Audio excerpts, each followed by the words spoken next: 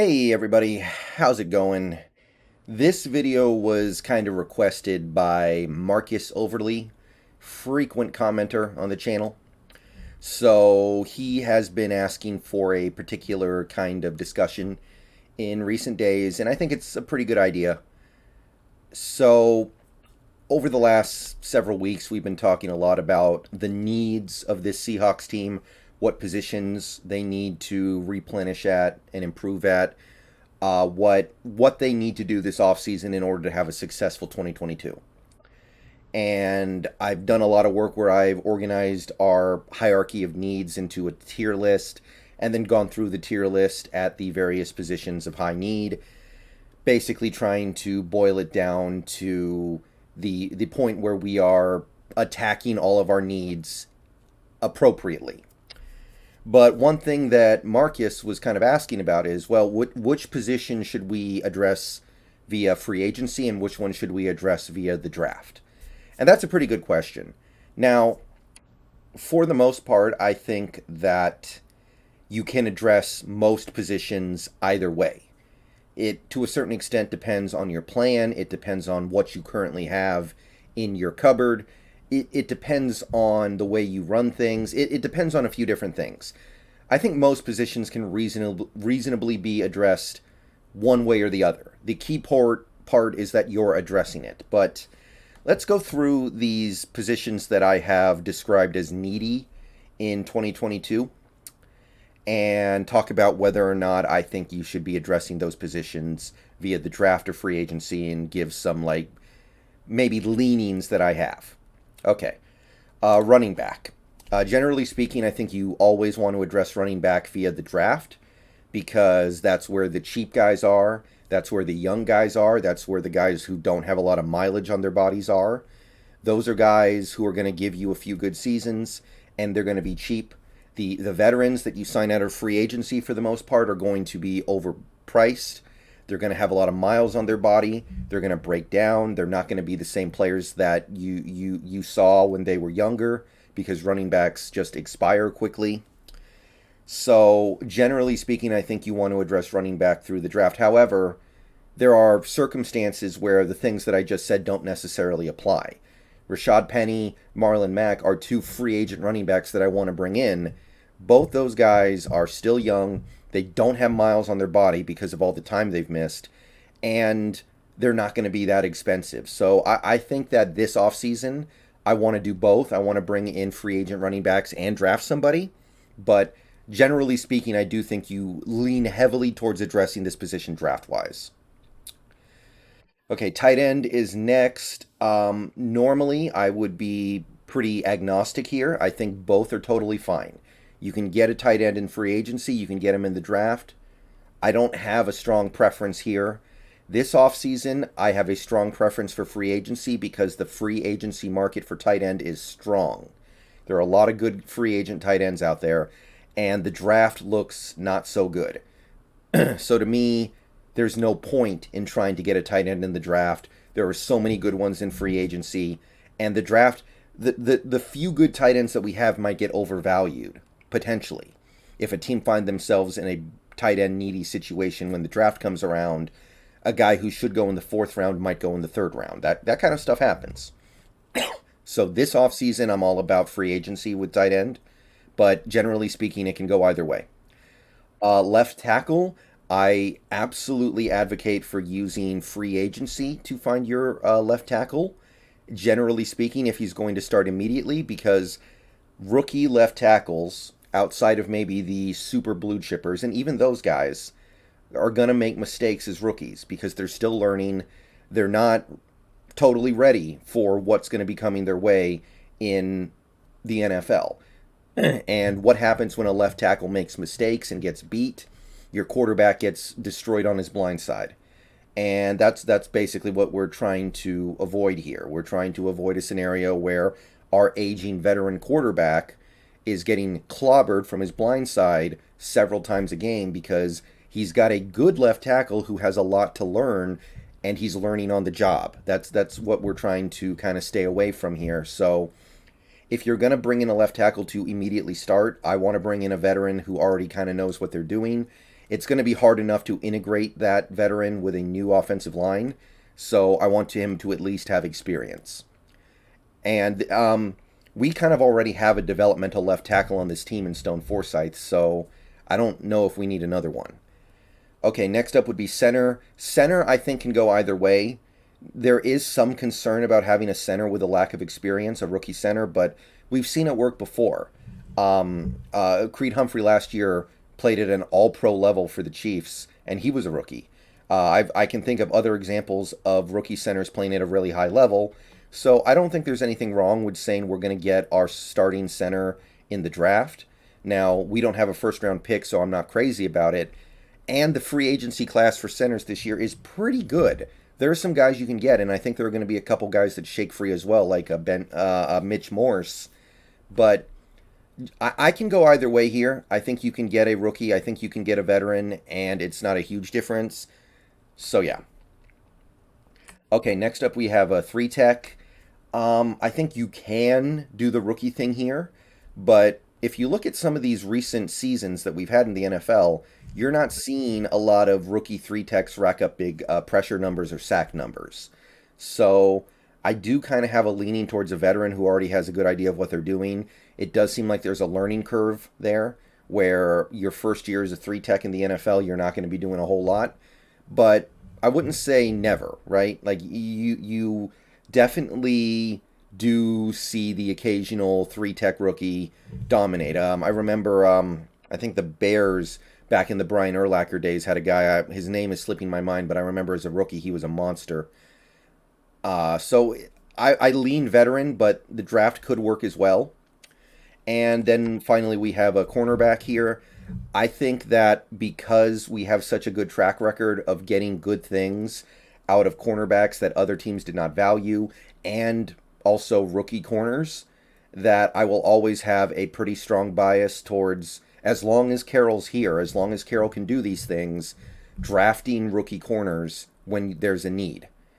If you want to bring back the guys that you have because you really like those guys, like if you want to bring back the veterans, DJ Reed and Sidney Jones, that's fine. I don't think those guys are going to be crazy expensive. If they are, then of course you let them go.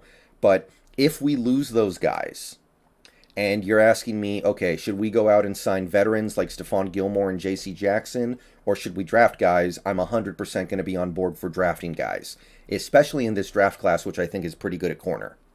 So with the current situation that we have set up, I would say rookies. Okay, next up we have right tackle. I think right tackle is a little more forgiving for rookies than left. So you can get away with having a starting rookie right tackle. I have seen examples of rookie right tackles hold up pretty well. You're in this offense anyway with Wilson. You're not going to be protecting Wilson's blind side, and the right tackle, it tends to be somebody who is more of a run blocker than a pass blocker compared to the left tackle. So I think you can more easily find a right tackle out of the draft who can start right away. So I'm kind of ambivalent here. You can go either way. This is not a very good class of free agents at right tackle, so I guess this offseason I would lean draft. But in general, I think this is one of those positions where you can kind of go either way. So I guess I have a slight leaning towards rookie, but really I'm pretty much in the middle here. I'm fine with whatever. Give me either. Okay, next up would be 5-tech, the defensive end spot. Again, pretty agnostic here. I think you can get a rookie 5-tech and he can hold up good. But the veterans obviously tend to have a little bit of a higher ceiling. But you do see, like if you're talking about defensive ends in general, right? Because as of right now, we don't know exactly what we're going to be looking for on defense. We don't know if we need a 5-tech or if we need those 3-4 defensive ends. I think that you can very reasonably expect a rookie to be a space eater. Like if we're looking for 3-4 ends who can play in that 3-4 and just kind of suck up blockers for the linebackers to make plays, then I think you can get a rookie and have him do that job. We've seen players in Seattle do that before. Poona Ford actually made a pretty positive impact as a rookie, and that was a UDFA. So if you're trying to find guys who can take up space, if they did it in college, they're probably going to have a decently good time translating to doing it in the pros. And as for the whole defensive end in general, if you're talking about a 4-3, you see defensive ends in a 4-3 break out as rookies and be absolutely dominant sometimes. Now, occasionally you see them struggle against the run. Like I remember Bruce Irvin's rookie year, he was a good pass rusher. He had 8 sacks, but he would leave a lot of assignments open in the run, and that was something that held him back. To me, that's something that you have to learn. Sometimes you have to build up enough strength to hold up in the run. You need experience, but I think you can get impact rookies at that position. Next up is Will, and I think that this is a position where you can go either way. On the one hand, the rookies you find are going to be a little more athletic. They're going to have a little more energy. They're going to be able to go around the field a little more freely and make more plays. But the will linebacker has to cover a lot. And a lot of the times, rookie linebackers and rookie players in general will have some issues in coverage. That seems to be the hard part. It's kind of like defense in basketball. Most rookies are terrible on defense in basketball because they're just not, they haven't caught up yet. They need a year or two to catch up. That being said, it can be done, and I think that in certain systems, in certain situations, you can get away with a rookie will linebacker in coverage a lot, and he holds up, especially the guys who do it well in college. So I can go either way here. I think you can do it in free agency. It's fine. Draft is fine. So a little non-committal here. For our specific needs in Seattle right now, I'm basically indifferent. Draft is fine. Free agency is fine. Just get something if you let Bobby go, of course. We're still working on that. Nickel cornerback to me is the same as cornerback. With Pete Carroll's track record here, I tend to favor the rookie. The veteran is fine if it's somebody who's cheap. Like I would be totally cool with bringing in like Justin Coleman for $2 million or Desmond King for $2 million. That's a very low price, but because of the stark price difference between signing a veteran and getting a rookie, I would generally favor going for the draft because Carroll has proven time and time again he can have success even in the late rounds or UDFA finding pretty much any corner, and nickel is no different. Free safety, I very strongly favor the veterans because to me in this defense especially, unless we're radically changing the defense, the free safety is somebody who can't afford to make mistakes. When the free safety makes mistakes, you're giving up a long touchdown. You're giving up a big play. The mistakes by the free safety are disastrous. It's not like when I don't know. It's not like when your cornerback makes a mistake and gives up an 8-yard reception. The cornerback's going to make the occasional mistake, and those mistakes are going to be bad, but they're not going to kill your team. The free safety makes a mistake, that can kill your team every time. And the thing to remember is Earl Thomas, who was a blue chipper coming out of college, struggled mightily his rookie year. He almost got benched. There was actually recently some stuff. I remember Matty F. Brown talking about this on Twitter. Earl really struggled early on. He was making plays, but his coverage metrics were atrocious. And that's a blue chipper. So I'm not looking to get a rookie to play free safety in this defense. I want somebody who knows what they're doing. Heavy lean towards veteran. Quarterback, I can go either way. Maybe I have a slight lean to the veteran because I want somebody who can go out there and perform at least passably if Wilson goes down. But there's merit to getting a rookie here as well. And if you can find the right guy, I'm totally cool with it. Right guard, well, guard in general, I think you can get away with rookies no problem. I probably have a slight preference to rookies at guard, but I can go either way. To me, one tech is the same thing. I think you can absolutely get away with rookies at one tech, but either way is fine. I think I have a slight preference to rookie, especially right now, but either's fine. I think that's a position you can go either way on. And that's about it for like the actual needs of the Seahawks that I have listed here, but just in generally speaking, we'll go through the rest of the positions here just for fun to wrap up this video. This doesn't really pertain to this particular offseason, but I'm speaking more in general for this part of if we had a need, here's what I would generally do. You see rookie wide receivers go big all the time. I think I have a preference to rookie over veteran at wide receiver because of the price difference and the fact that every year you see like five really good rookie receivers. So they're out there, they're ready to go. You just have to find them. And sometimes you miss on them, sometimes you get the wrong guy, but they're out there. You just have to get them.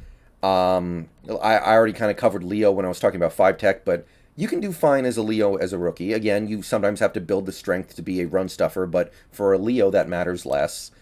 Mike, and I mean, we saw what Bobby Wagner and Lofa Tatupu did to this defense as rookies in the last 20 years to this defense. So I don't have a problem with a rookie Mike.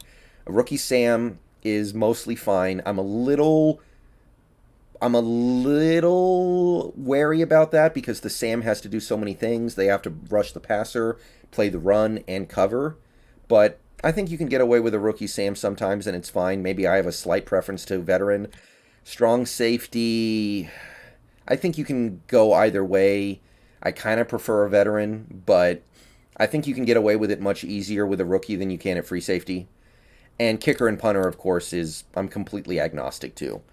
So that's about it, other than fullback. I guess fullback I would be completely agnostic to as well. Either way is fine. And yeah, that's it for this video. So yeah, Marcus overly requested this, and I thought it was worth a look. But that would be my preference. However, I'm occasionally open-minded, right? Like, if you had a top 10 pick, you could maybe get away with a rookie left tackle if he's a blue chipper. I'm not crazy about it, but you could potentially make it work, right? Um, if there's the right veteran cornerback out there, then okay, I'm willing to listen at least, especially if the price is right. But for the most part, this is how I feel about things. This is how I feel about how to address these positional needs, and that's it for me. I'm gonna go and get out of here. Peace out, Go Hawks. Let me know if you disagree anywhere in the comments, and I will see you guys later.